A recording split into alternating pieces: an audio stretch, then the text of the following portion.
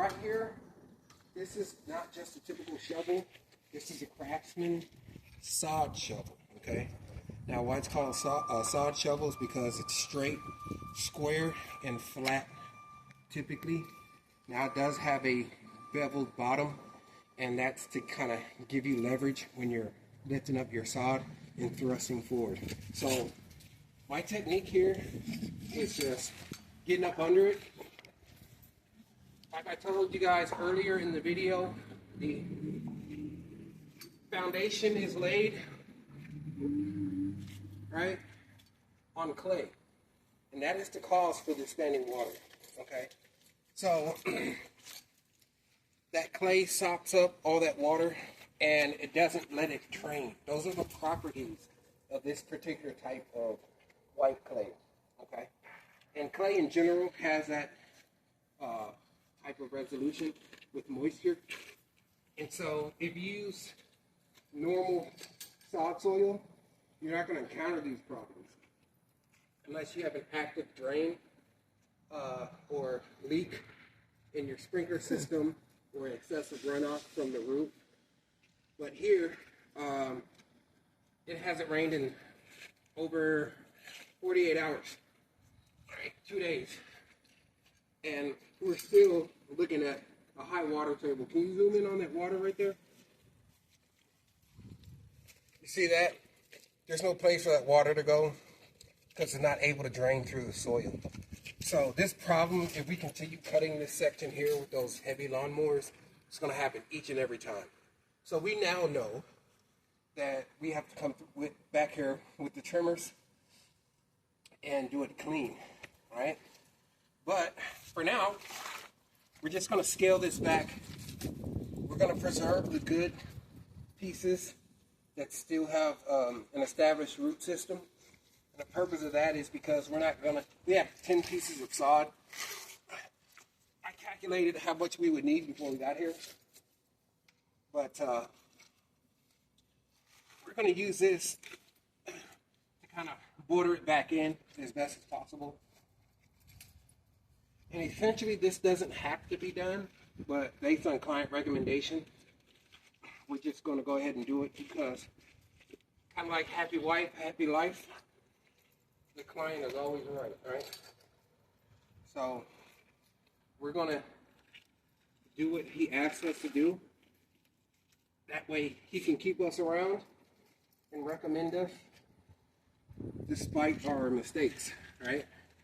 And that's what you want. You want a business strategy that is able to sacrifice time and money on your workday to make things right for people, especially when you mess up.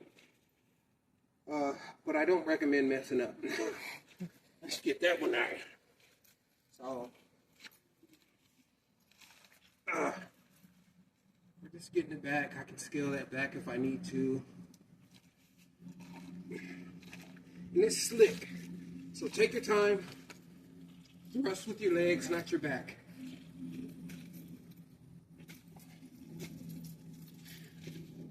The entire yard is soggy like this. But this one has excessive moisture, as you can see.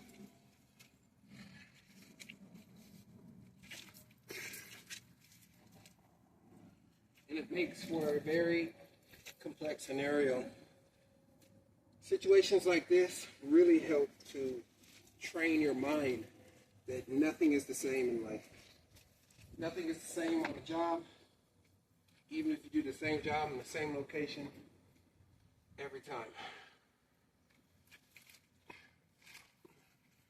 All right. I got a basic rectangle trapezoid. All right. So now, what I'm going to do is I'm going to take these, and I'm just going to cut, grade it back, level it. Look at that. That ain't going nowhere anytime soon. You need an extensive drought to get this section here to dry out. And that's if there's no natural high water table underneath all this clay, or a busted water pipe or something coming off the main. You hear that? There you go. It's getting kind of nasty in there. So I'm gonna grab a few pieces. Get the show on the road. Just one or two, huh? One. Now, when you're laying your sod, the first procedure is to moisten the soil. As you can see, this is already pre-moistened, so we don't have to do all that. But you do want to water it in. And again, it's not crucial to do that today because there's already too much water. In this particular type of grass, it's St. Augustine. And probably Raleigh, from what it looks like. It's a different type of genetic strain, that same species. And it's a summer grass, so it doesn't do well with excess moisture. And if you have too much, you can cause it to develop disease. Is there a way you can slow that down? Yeah, you can stop watering it much, leaving it exposed to water. I'll show sooner or later the yards that have too much water drainage and runoff. In these oval areas, you'll see nothing but broadleaf clover because they're aquatic. And those weeds, they tend to take over because a higher absorption metabolic ratio for water, and they survive in aquatic environment. And that's what I try to tell our clients about when they say, I can't get these weeds. I'm like, well, you gotta convert your gutter system on the house so that your water is running onto the concrete instead of into that section of the yard where it's also not getting a lot of shade, because that's where those types of weeds thrive. So we got 3 pieces left.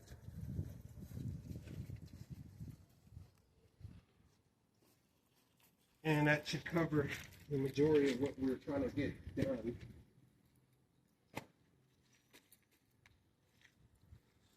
This is much better.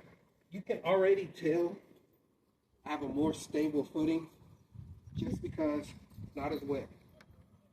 And that's what you want when you're dropping your sod. You want it to be on good footing. But because they don't have that thick layer, about 1.5 inches, 2 inch of sod soil before you lay the sod down, you're going to run into issues like this. And it is what it is. All right. Let me get that last piece.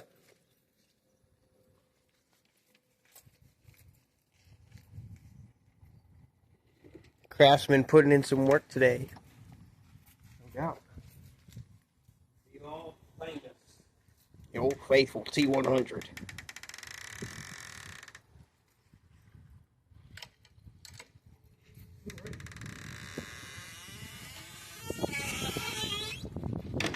We're locked in. Find a way out. Sure of it. I just jumped the fence.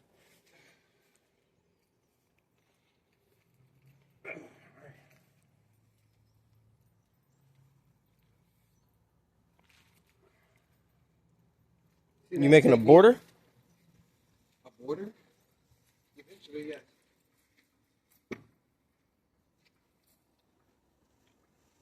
Oh, okay. I see what you're doing now. All right. Don't judge me. We're poor contractors. For reasons like these, don't really catch a lot of momentum, so don't catch a lot of money. So I gotta use the work pants that I got. That does feel better. It feels a whole lot better. That's gonna suck up some of that moisture into those roots. Mm-hmm. It'll take about 10 to 14 days for the roots to establish. Since it's constant setting of moisture, they shouldn't have to worry about that. It's getting kind of rainy because it's fall, of course. Mm-hmm. So you have the fall rains. But that will set up a little bit better. These I'm going to border around and kind of patch back and give it some life. My personal recommendations, which I didn't offer the client on purpose, is that the way I scaled it back before pulling all this up, would have, those roots were pre-established. So they didn't need a recovery time.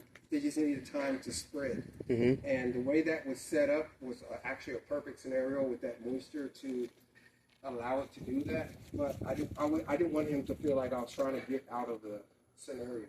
Yeah.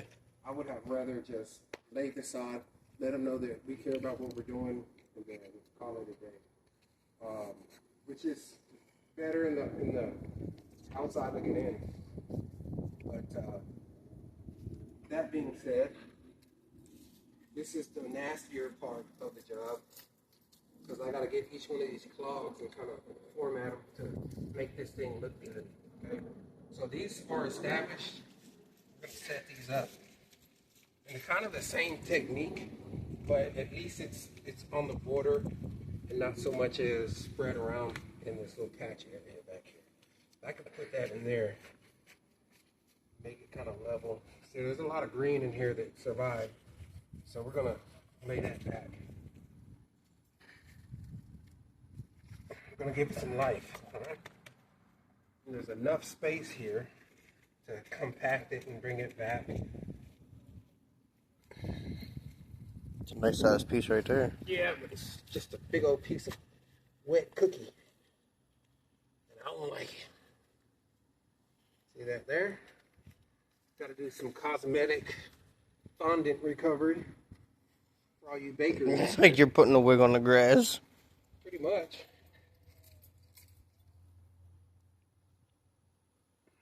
And it's really soppy and muddy, so you can't really see the benefit of putting this back in right now. Yeah. Until they start growing back again. And we're going into the mid-fall soon, so they're not going to grow that fast. Because down here, the average soil temperature in mid-fall is going to be around 60 degrees. And between 85 degrees and 95 degrees is where St. Augustine thrives.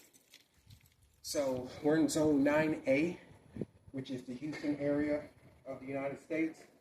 And in this zone, you have to know what plants survive best where.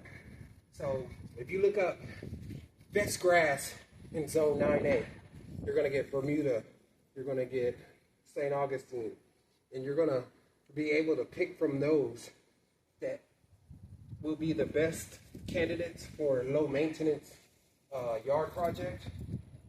And that also helps you instill confidence in your clients, because you know what what grass you want to put down that's going to look the best, feel the best, and survive the most. And there are fertilizers out there that actually restore the lawn, not just keep them healthy. Milorganite is one of them. Milorganite is a all-natural solution. It's made from nitrogen extracted from animal waste solids, and it has microbes in it that will add to the biome of the turf. So not only does it fertilize with lots of nitrogen components, but it also brings a bionic effect to the ecosystem, and they catalyze the development of your root system, all of that. It's kind of like the healthy bacteria in your gut.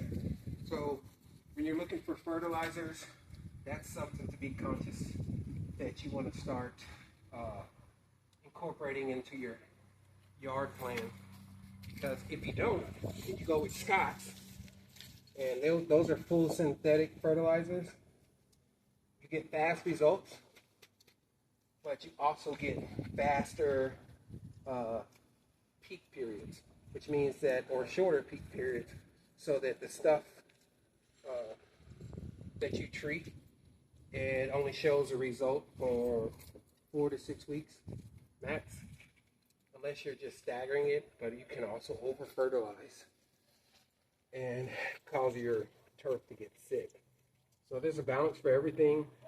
Milorganite is all organic and slow release, so it's good for all kinds of applications, not just grass but plants. You can use it practically universally in your garden, and you don't have to worry about chemicals or any of its properties poisoning your fruits and vegetables and things like that. So that's a good thing. Now, there's no real way for us to perfect this right here in total, unless we kind of rip the whole thing out and just kind of start fresh. But that's an entirely... That's a whole week worth. Well, it's a whole day for sure. I've installed entire backyards in less than a whole day, but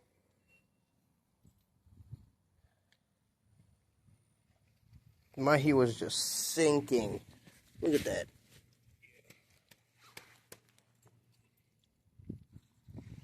so we're gonna have to take some of this with us.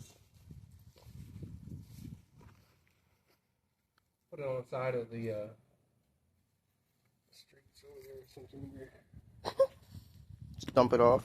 No, I mean, yeah, like in a good spot, not just throwing it anywhere. So some of this stuff is non-recoverable, cosmetically speaking. And then, all right, so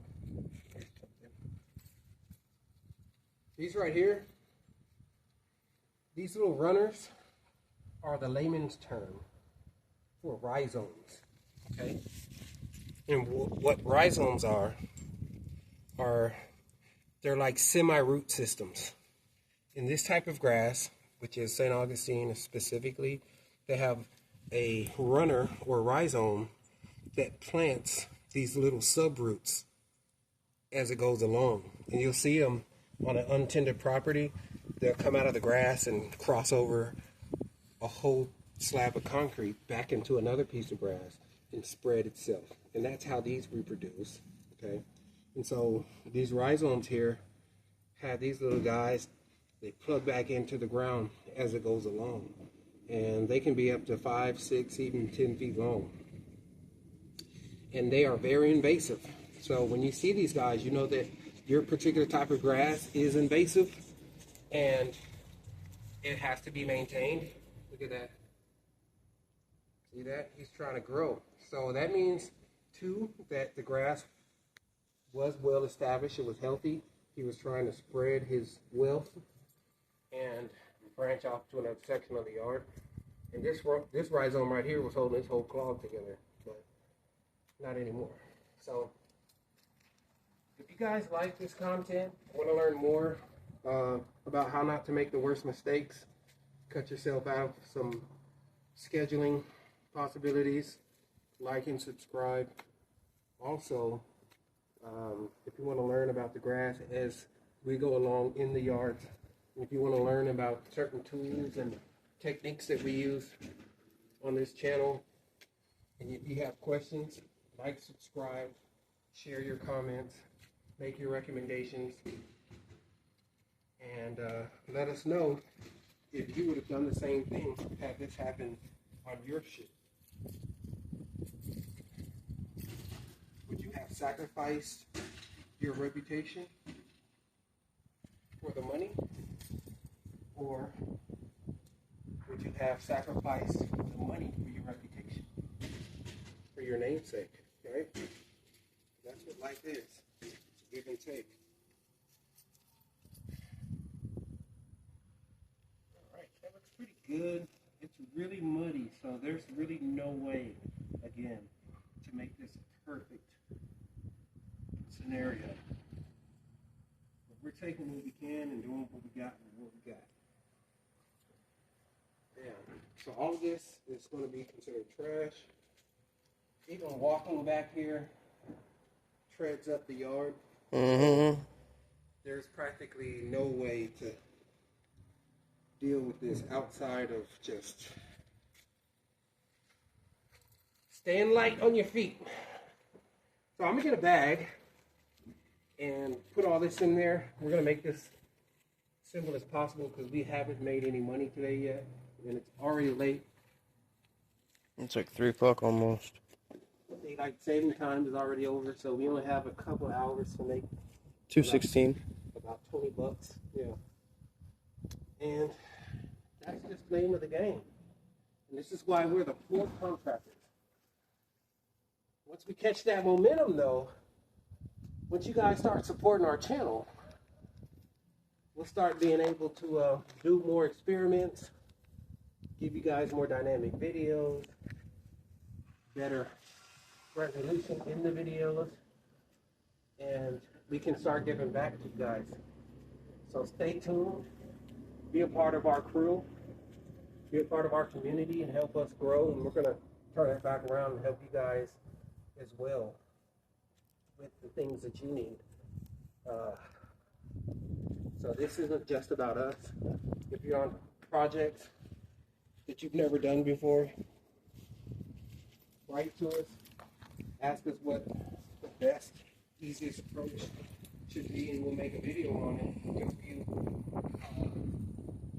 go forward with your projects. And Doopy's over there running from bees. Yep. I'm highly allergic to bees. Yeah. Well, they're not allergic to you at this point. They love my blood. They won't get me. Yeah. So that's that. This issue here is going to have to be dealt with, probably with the builder. I'm going to make that recommendation that they speak with their builder to see if they can Figure something out. Yeah. But if they don't, which I doubt they will, because it's hard to get your builder to do certain things, they're just going to have to kind of bite the bullet and have a drainage system probably right here. They can, more practical solution would be to top dress the soil. And top dressing means coming in with sod soil. Mm-hmm. And you'd have to do it multiple times a year, probably 3. Throw down sod soil about 1 inch thick, spread evenly across, but letting the blades still get their nutrients from the air, from the sun, and let that sod soil push down through that root system. And what you'll be doing is you'll be lifting the thatch level up higher, so that underneath or within that root system, you have a drainage port, I guess you call it, or a table where the water can drain through a section of the turf down and out. It's staying right here in the quagmire and getting out of it and sopping everything up. But that's probably the more practical solution. Top dress this area right here, like once every 2 to 3 months. Once it settles and the grass has already pierced through it, it's better to do it in the growth season so that the grass has a better potential of growing faster through it. So once you cut it, the level of the grass goes higher, because grass, nature, will shoot out through any obstacles that are suppressing it.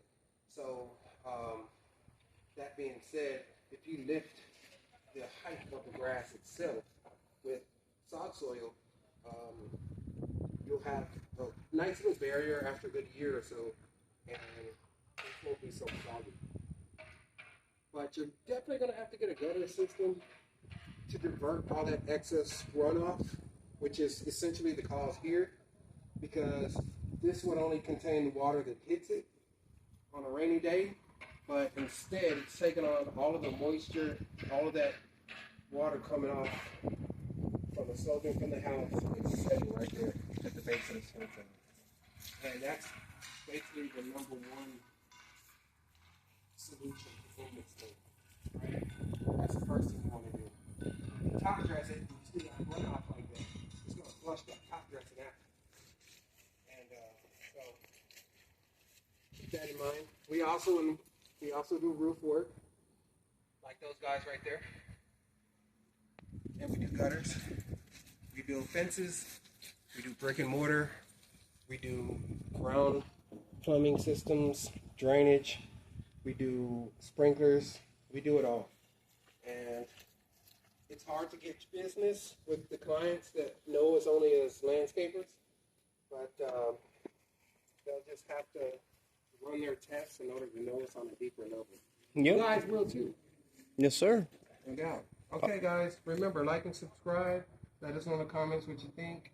And we'll be back with another video probably today on something completely different and unrelated to everything that we just did right here. Check it out.